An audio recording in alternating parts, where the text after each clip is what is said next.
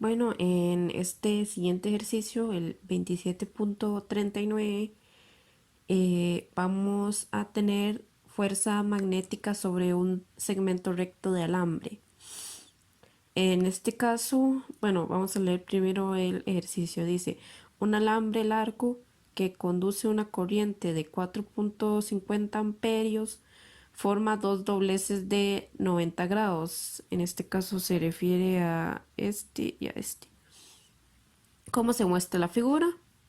La parte flexionada del alambre pasa a través de un campo magnético uniforme de 0.240 Tesla. Ya aquí nos están diciendo específicamente que el campo es uniforme, dirigido como se indica en la figura. Ok, aquí nosotros para darnos la dirección nos están poniendo puntos. Recordemos, los puntos es hacia afuera y las X es hacia dentro del papel. Y confinado a una región limitada al espacio, que sería este cuadrado. Calcule la magnitud y la dirección de la fuerza que el campo magnético ejerce sobre el alambre.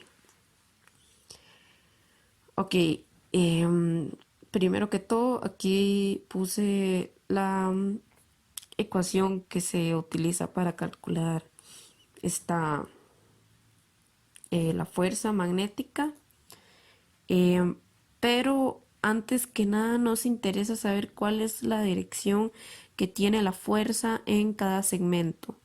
Vamos a dividir el segmento en tres partes. Vamos a dividir esta parte como segmento A, esta parte como segmento B y esta parte como segmento C.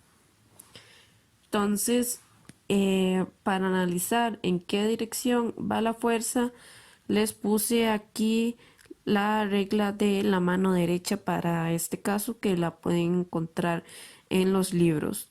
Igualmente, esto varía mucho, digamos, el profesor se los pudo enseñar de otra forma. Ustedes háganlo de la forma que les parezca más fácil. En el caso del libro, lo que hacen es agarrar los dedos y lo ponen en dirección de la corriente. Y como pueden ver, aquí hay una flecha que es como que gira.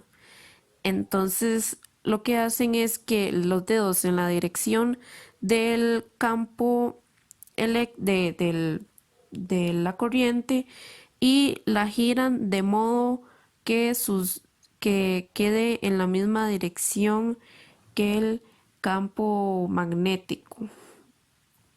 ¿A qué me refiero con esto? Vean que aquí cuando giran la corriente para acá va a terminar quedando exactamente en la misma dirección que el campo magnético, igual en este caso, igual en este caso. Lo giran de modo que quede en la misma dirección. Entonces ustedes al girar sus dedos van a ver que su pulgar les va a quedar en alguna dirección y esa dirección va a ser la dirección de la fuerza. Entonces en este caso vamos a tener nuestros dedos en esta dirección hacia allá, que es la dirección de la corriente, y vemos que el campo magnético es en dirección hacia el frente de nosotros. Ahora, si nuestro pulgar está arriba, van a ver que es imposible girar nuestros dedos hacia afuera de la página.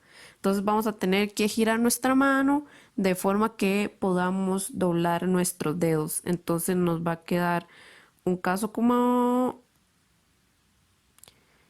eh, nos va a quedar más bien eh, un caso como sí, como este. Lo dudé por 5 segundos, pero no. Sí, nos va a quedar un caso como este, donde nos va a quedar el pulgar mirando hacia abajo, entonces la fuerza va a tener una dirección hacia abajo. Yo recuerdo que a mí me habían enseñado otra variante donde el pulgar más bien apuntara en la dirección del campo magnético, perdón, de la corriente, nuestro pulgar en la dirección de la corriente y la dirección en la que señalaban nuestros dedos cuando los doblamos era la dirección de la fuerza, aunque también lo pueden hacer de la forma que a usted le parezca más fácil.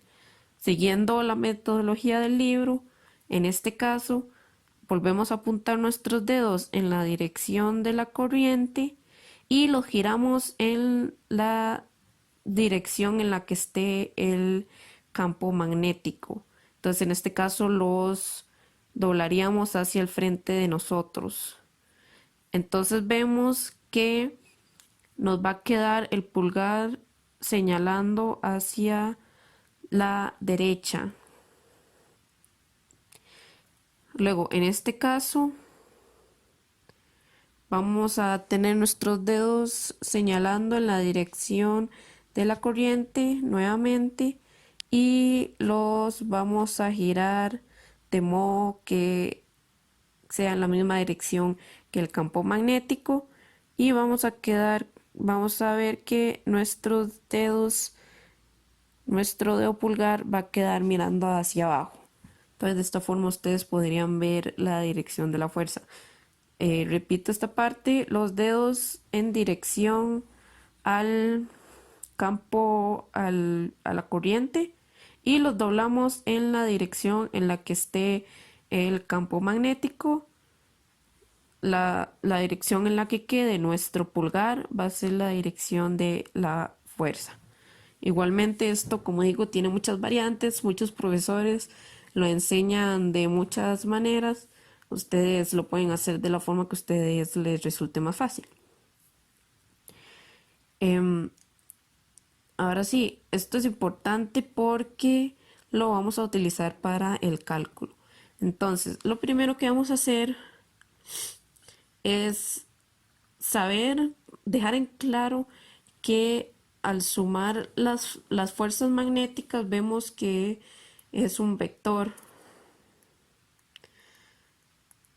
Entonces, vean que aquí me están diciendo que calculemos la magnitud y la dirección que ejerce sobre el alambre, sobre todo el alambre, no nos están diciendo sobre una sección del alambre. Entonces significa que nosotros debemos calcular la fuerza en cada uno de estos segmentos y sumarlas, pero como es un vector, no podemos simplemente sumar la fuerza aquí, la fuerza aquí y la fuerza aquí, porque vean que aquí tenemos una dirección distinta a las demás.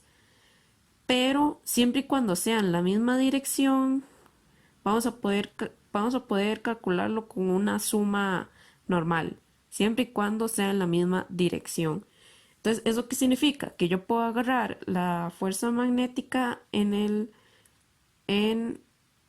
fragmento A y sumarlo con la fuerza en el fragmento C, con una suma totalmente normal, y eso lo vamos a llamar la fuerza de AC.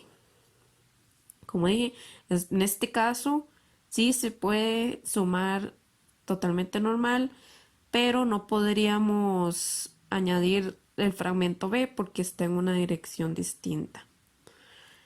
Entonces, ¿qué nos vamos a dar cuenta aquí? Este fragmento más este fragmento miden 60 centímetros. Este más este miden 60 centímetros. Entonces, en este caso ya tendríamos que el largo o la distancia sería 60 centímetros. Y recuerden que hacemos los cálculos en metros. Después tenemos la corriente que es 4.5 amperios y tenemos el campo magnético que es 0.240 Tesla. Entonces podríamos hacer el cálculo. Vamos a hacer el cálculo solo con las magnitudes. Básicamente nos quedaría la corriente que era 4.50 amperios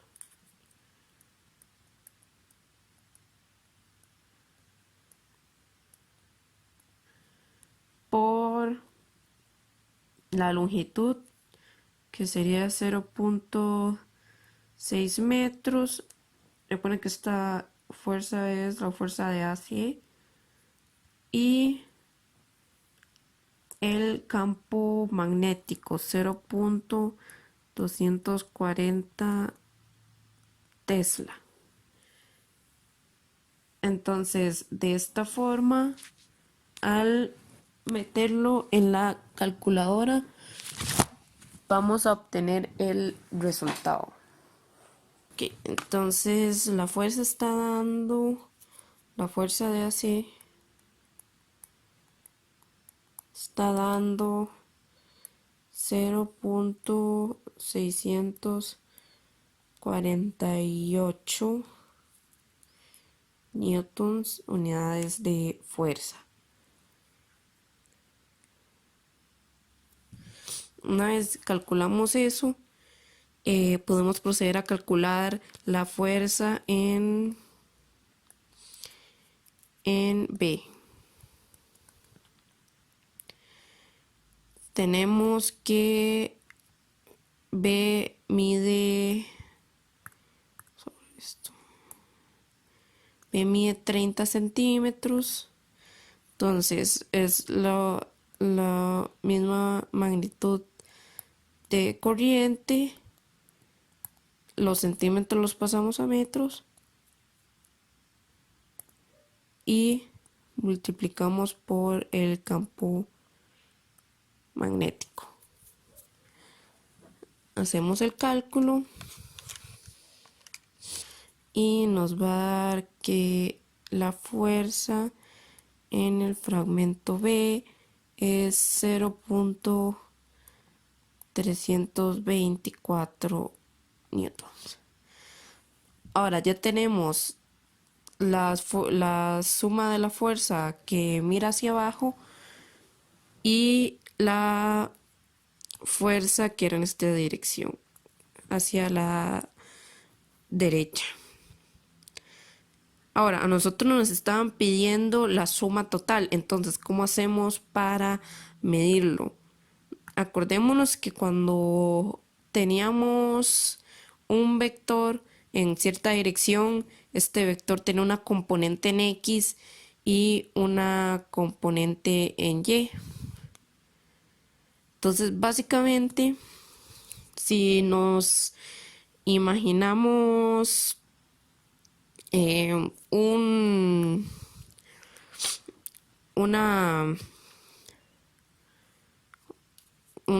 plano, por decirlo así, entonces las figuras, las flechas que miran hacia abajo podrían estar en el eje Y las que miran hacia allá están en el eje X.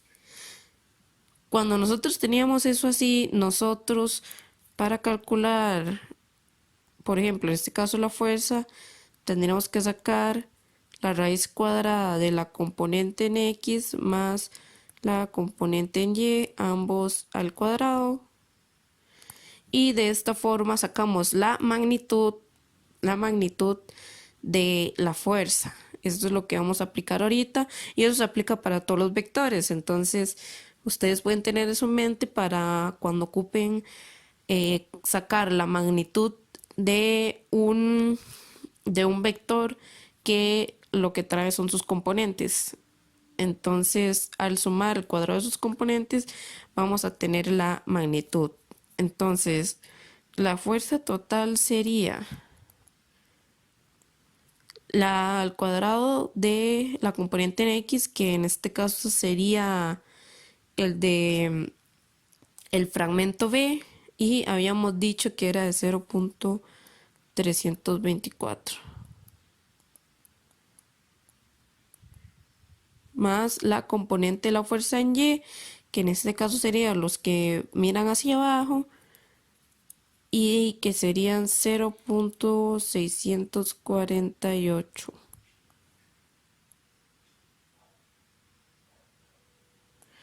Y le sacamos su raíz a esta suma. Al final nos va a estar dando la fuerza total nos va a estar dando 0.724 newtons. Entonces sería la magnitud de nuestra fuerza total. Pero recordémonos que aquí también nos están pidiendo la dirección. Ahora, como esta fuerza total es una suma de varios vectores, entonces nuestra dirección hay que sacarla según, según la dirección de los vectores que tenemos. Entonces esto se saca de la siguiente manera. Ponemos tangente y esto es para todos los vectores. Para calcular la dirección de un vector, en este caso usaríamos los componentes. Y en este caso acuérdense que habíamos dicho que f a c era la componente en y f b la componente en x. Entonces de esta forma ponemos las magnitudes, que en este caso serían 0.648 entre 0.324. Ya hemos hecho un ejercicio donde despejamos un ángulo. Entonces ya saben que ustedes pueden poner en su calculadora ya sea el solve, ponerlo así tal como está aquí y poner solve y ponían el 1000, o pueden poner tangente a la -1 de 0.648 entre 0.324 y esto les va a dar el ángulo. La forma que les resulte más fácil, van a ver que les va a dar lo mismo. Ok, y bueno, haciendo los cálculos me di cuenta que por alguna razón, si lo ponemos así en la calculadora nos va a dar un número exageradamente enorme, lo cual, bueno, es imposible. Entonces, si eso les pasa, utilicen esta forma y así sí les va a dar. La verdad no tengo idea de por qué nos lanza un número tan gigante, pero de esta forma sí les va a dar.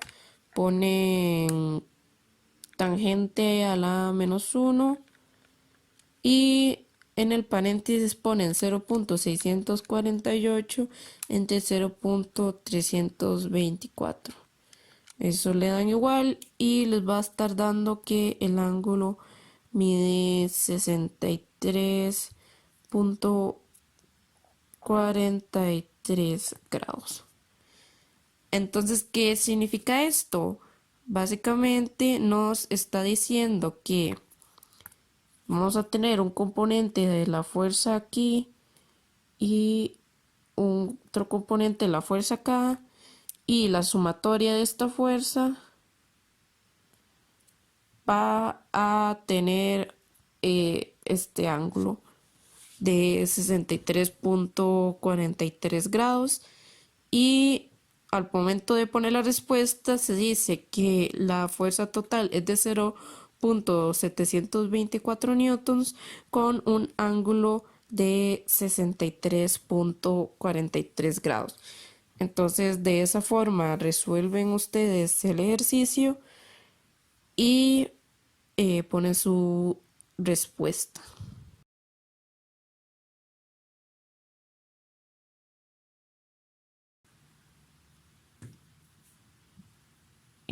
Bueno, el ejercicio 27.57 es uno de los problemas que viene en el libro, en la sección de problemas.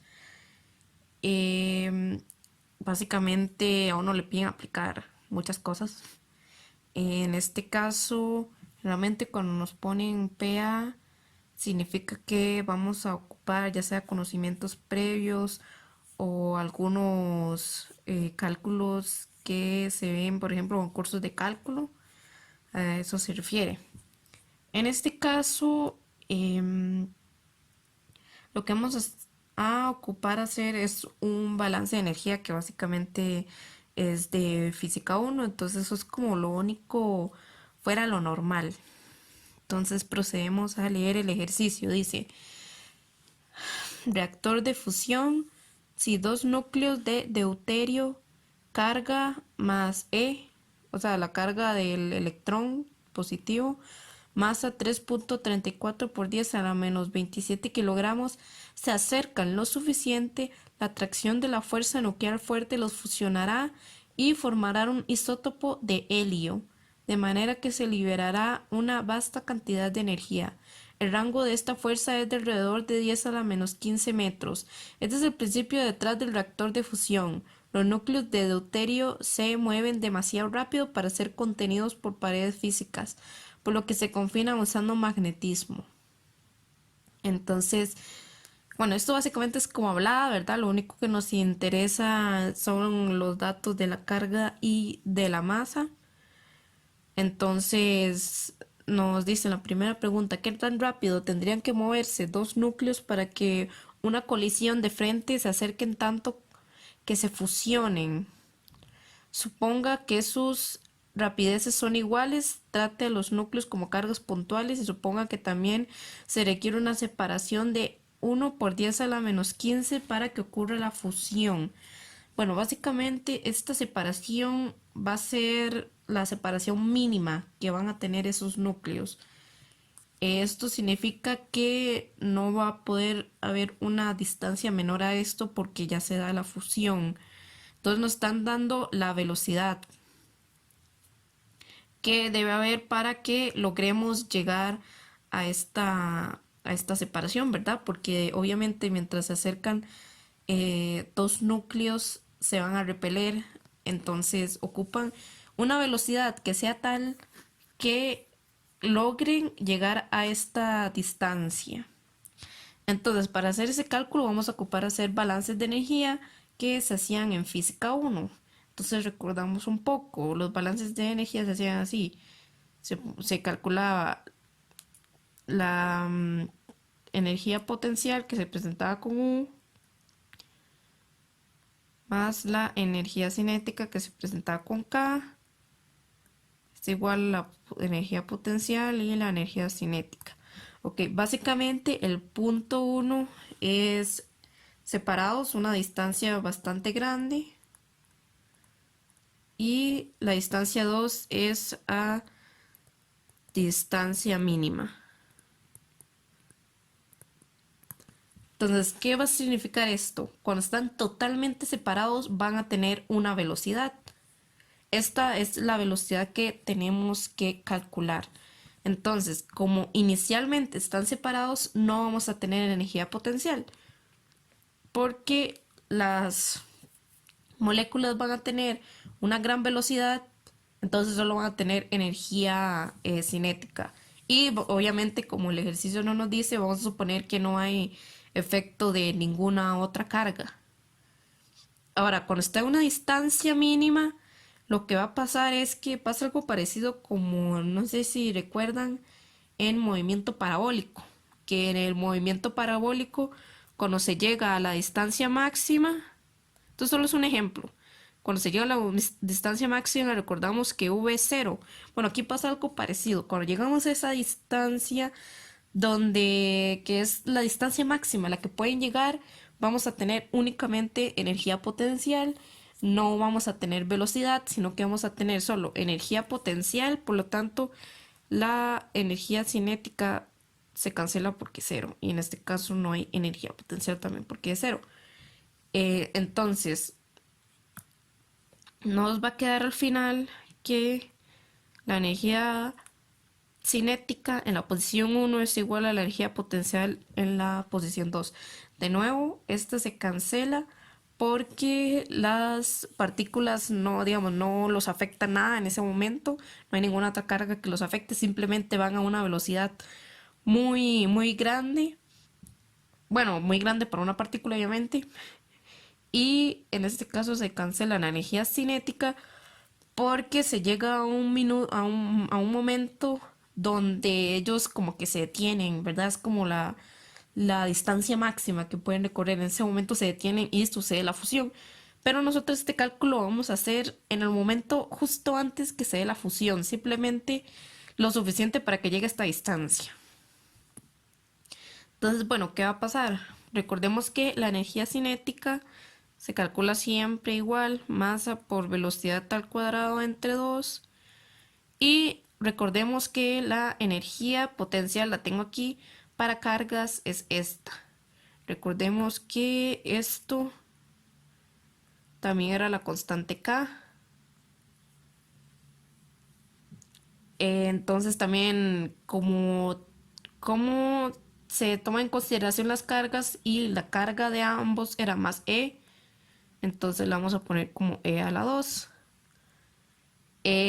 Acordémonos que la energía potencial de una carga solo se da cuando hay otra carga. Digamos, no existe algo así como la energía potencial de una partícula, no. Siempre es la energía potencial de dos cargas puntuales. Por eso es que siempre van a haber dos cargas. En este caso, como la carga de ambos es la del electrón, se pone E a la 2. Entonces vamos a poner eh, K o 1 entre 4 pi epsilon sub 0 E a la 2 entre R. Entonces esta fórmula la encuentran en el libro. Esto sí es de física 1. Entonces ya aquí vamos a tener la fórmula porque vean que convenientemente tenemos aquí la velocidad. Y esto es lo que nosotros queremos despejar. Ahora, el radio va a ser la distancia requerida para que se dé la fusión, que habíamos dicho que es de 1,0 por 10 a la menos 15, que es lo que nos dan aquí. Ahora no me dicen las unidades. Ah, bueno, aquí nos dice la fuerza, el rango de esta fuerza alrededor de 10 a la menos 15 metros. Entonces, si es metros, la carga del electrón es de 1,602 por 10 a la menos 15 coulomb. Y la masa también nos la dan en el ejercicio, la cual es 3,34 por 10 a la menos 27 kilogramos. 3,34 por 10 a la menos 27. Revisamos las unidades, siempre es importante que tenemos kilogramos, metros, coulomb. Ok, entonces todo está bien y podemos hacer el despeje. Ponemos 3,34 por 10 a la menos 27 kilogramos por velocidad a la 2, que es nuestra incógnita, entre 2 es igual a la K, que es una constante, por la carga del electrón a la 2, porque ambos tienen la misma carga, por 10 a la menos 15 Celsius, Coulomb, entre 1,0 por 10 a la menos 15 metros. Entonces aquí solo voy a requerir saber ya sea el valor de K o el valor de epsilon sub 0, que de hecho si no me equivoco está en la calculadora. Entonces vamos a ver, ponemos 3,34 y aquí solo corregir un error, es a la menos 19. Cuidado con este errorcillo. De hecho creo que la calculadora también trae la carga del patrón en las constantes. Creo que sí es la que tiene una E. Ahí por aquello, un examen a veces si se les olvida una constante, pueden buscarla a ver si la tienen en su calculadora. Eh, Aquí una corrección súper importante que a mí se me fue. En este caso es la sumatoria de las energías cinéticas. A mí se me fue por completo. Entonces hay que sumar la otra energía cinética que básicamente está dando lo mismo. Entonces, o sea, tiene la misma masa y la misma velocidad. Entonces, si lo sumamos, nos va a dar que eso es masa por v a la 2. Entonces, hacemos con ese cambio, hacemos el cálculo y esperamos a ver cuánto nos da. Nos da que v es igual a notación científica 8.31 por 10 a la 6 metros entre segundo. De esta forma ya obtenemos la velocidad solo con esta pequeña corrección y efectivamente ya comprobé que la constante epsilon sub 0 que trae la calculadora sí es la correspondiente, o sea, lo pueden utilizar en los cálculos. Por aquellos si no se acuerdan en el examen lo pueden utilizar sin miedo. Yo ahorita lo utilicé la constante y sí me dio el resultado. Entonces, una vez tenemos la velocidad, podemos proceder a hacer el segundo cálculo, que dice en qué intensidad de campo magnético se necesita para hacer que el núcleo de deuterio con esta rapidez viaje en un círculo de 2.50 metros de diámetro. En esta aplicamos una fórmula que ya nosotros habíamos estudiado en un ejercicio anterior. Básicamente, gracias a un balance de las fuerzas, donde fuerza es igual a masa por aceleración, como estamos hablando de un círculo, la aceleración que voy a tener, la aceleración radial, que básicamente es esta. Entonces, fuerza es igual a masa y esta es la aceleración radial. También nos dan una fórmula en el libro que dice que la fuerza es igual a la carga por la velocidad por el campo magnético. Entonces ponemos esta fórmula aquí, estamos en el cálculo B, este sería Q, lo ponen en valor absoluto porque se ocupa que la carga sea positiva por la velocidad por el campo magnético es igual a la masa por la velocidad al cuadrado entre el radio. Entonces, como aquí se repiten estos dos, los podemos cancelar.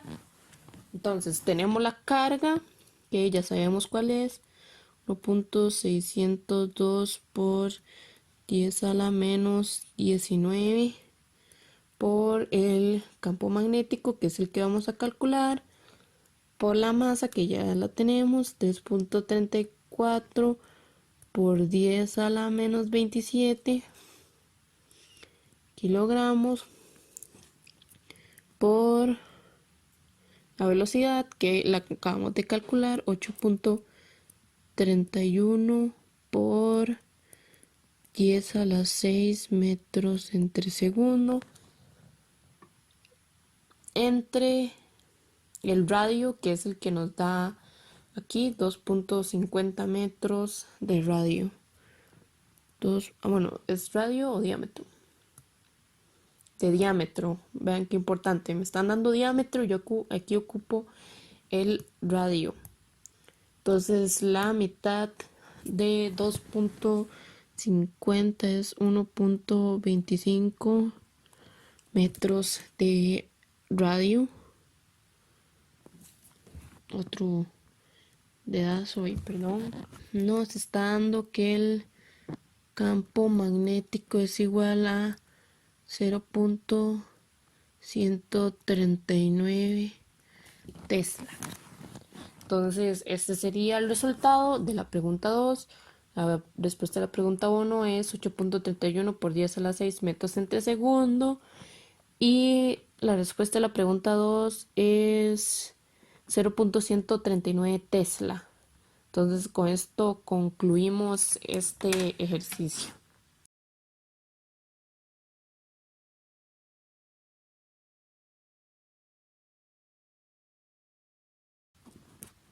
Ok, este es el último ejercicio del capítulo 24. Me pareció interesante porque no había hecho ninguno con electronvoltios. Entonces, por eso me parece interesante también para cubrir esta pequeña parte. Entonces, me dicen, el ciclotrón más grande de Estados Unidos es el Tevatron del laboratorio Fermilab en Chicago, Illinois. Se conoce como Tevatron porque puede acelerar partículas de energía en un rango de teraelectronvoltios. Un teraelectronvoltios que es igual a 10 a la 12 electronvoltios. Su circunferencia es de 6.4 kilómetros y su corriente puede producir una energía máxima de 2 teraelectronvoltios. En cierto experimento médico, de nuevo, esta parte básicamente es pura hablada. En cierto experimento médico, los protones serán acelerados a energías de 1.25 megaelectronvoltios, apuntando a un tumor para destruir sus células. A. ¿Con qué rapidez se mueven estos protones cuando golpean el tumor? Y B. ¿Qué intensidad debe tener el campo magnético para desviar los protones en el círculo especificado? Entonces, bueno, primeramente, ¿con qué rapidez se mueven estos protones cuando golpean el tumor? Vean que aquí nos están diciendo que los protones serán acelerados a energías. Vean que no nos están hablando de una velocidad, no nos están diciendo serán acelerados a una velocidad de tanto, no. Nos están dando una energía y esta energía es de 1.25 megaelectronvoltios. Ok, si estamos hablando de aceleración y de energía, ¿a qué les va a sonar? Yo sé que no van a responder. Esta energía se refiere a energía cinética. Entonces recordemos que la energía cinética es K y que en este caso nos están diciendo que es 1.25 megaelectronvoltios. Entonces aquí les apunté cómo se convierte de electronvoltios a joules. Esto lo pueden encontrar en el capítulo 23 del libro, donde hablan sobre los electronvoltios. Entonces lo que vamos a ocupar básicamente es partir de aquí, porque acordémonos que la energía cinética es igual a masa entre velocidad a la 2 entre 2. Entonces de esta forma, con esto vamos a poder calcular la velocidad. Pero primero ocupamos pasar estos electronvoltios a joules, porque sabemos que esta fórmula trabaja con joules, no con electronvoltios. Entonces hacemos la conversión. Primero que todo, pasamos esos mega electronvoltios a electronvoltios y hacemos la conversión. Tenemos que un electronvoltio equivale a 1.602 por 10 a la menos 19, que es la carga del electrón, joules. Entonces de esta forma vamos a cancelar los electronvoltios y vamos a obtener los joules. En la calculadora.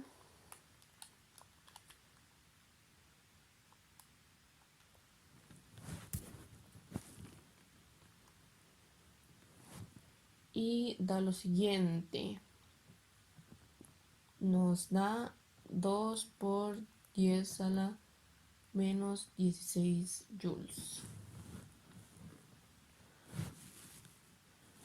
Entonces, ya con esta forma podemos aplicar la fórmula de la energía cinética. Entonces, tenemos que la energía cinética es 2 por 10 a la menos 16 joules.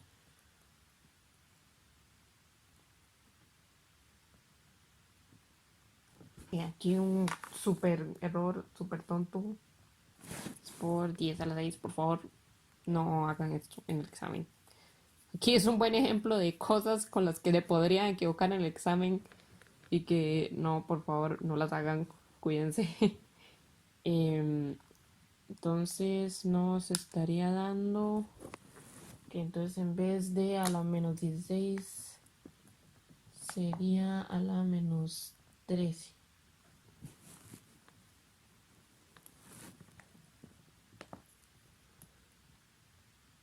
Además de videos de cómo resolver cosas, también son videos de cosas en las que no deberían equivocarse.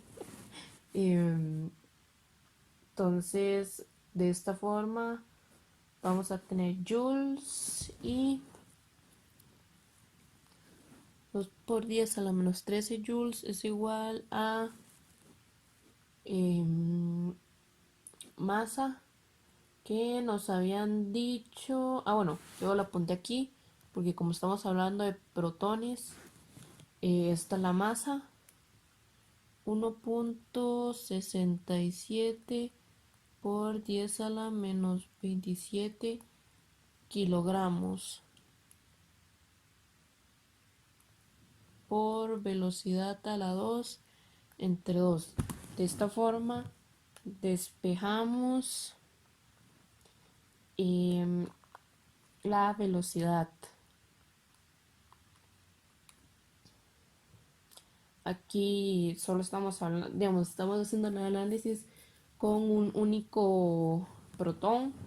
En este caso no es como la energía potencial, que la energía potencial es siempre entre dos cargas. La energía cinética sí puede ser una única carga, no como la energía potencial.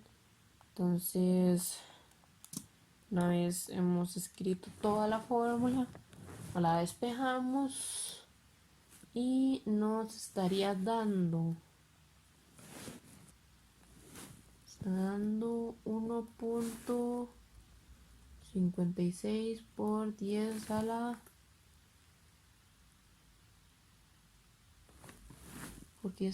7 metros entre segundo. Entonces es el resultado que nos estaría dando. Ok, entonces nos da 1.56 por 10 a la 7. Obviamente dependiendo de la del redondeo que ustedes hagan, les puede variar un poco este numerito. Por ejemplo aquí a mí me ha dado como 2,000 algo, entonces dependiendo de eso puede variar un poquitillo.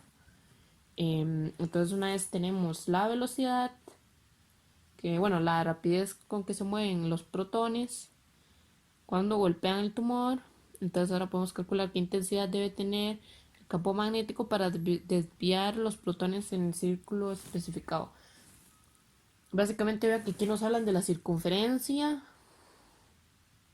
Entonces, ¿qué intensidad debe tener el campo magnético para desviar los protones de manera que me dé una circunferencia de 6.4 kilómetros?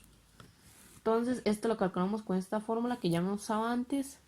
El radio es igual a masa por la velocidad por la carga por el campo magnético. Entonces vamos a tener el radio, que es 6.4 kilómetros. Tenemos que pasarlo a metros. Siempre trabajamos en metros. Es igual a masa. La masa, que era esta que había apuntado aquí, 1.67 por 10 a la menos 27 kilogramos. Se trabaja con kilogramos por la velocidad, que es la que calculamos ahorita, 1.56 por 10 a la 7 metros entre segundo.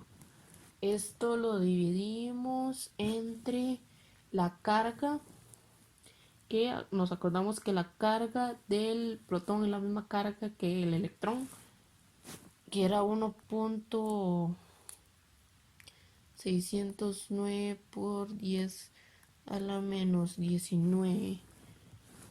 Antes les decía que yo creo que la carga del electrón, sí, la carga del electrón está en sus calculadoras. Entonces pueden probar con esa constante a ver si les da también. Bueno, un error aquí que me acabo de dar cuenta. Aquí nos está diciendo que esta es la circunferencia y nosotros ocupamos el radio. Qué pequeño detalle. Para calcular el radio, nos acordamos que la fórmula para la circunferencia es 2 por pi por r, y esto nos va a dar 6.4 por 10 a las 3 metros. De esta forma despejamos el radio. El radio es 6 metros. Entonces esto está mal. Y el valor que debemos utilizar es este.